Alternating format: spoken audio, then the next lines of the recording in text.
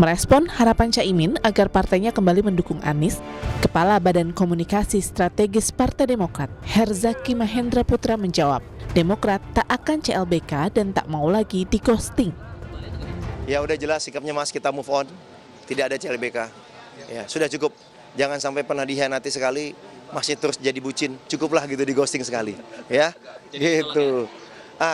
Kita tidak menolak. Kita tidak menolak, ya. Intinya gitu. Pak Muhaimin kami menghormati, kan kami tidak pernah berkoalisi dengan beliau.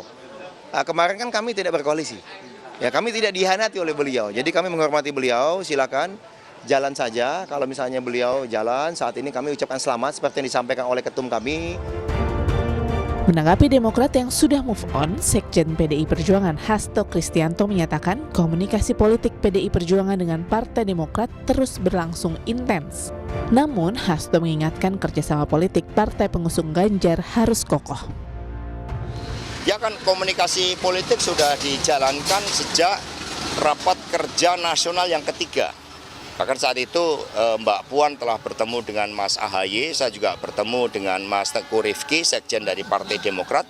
Komunikasi yang intens terus kami lakukan. Ini merupakan hal yang bagus, komunikasi politik membangun kesepahaman. Tetapi kami juga tegaskan, kalau bekerja sama dengan partai politik pengusung Pak Ganjar Pranowo, maka betul-betul harus mengedepankan kepentingan bangsa dan negara sehingga kerjasama itu akan kokoh.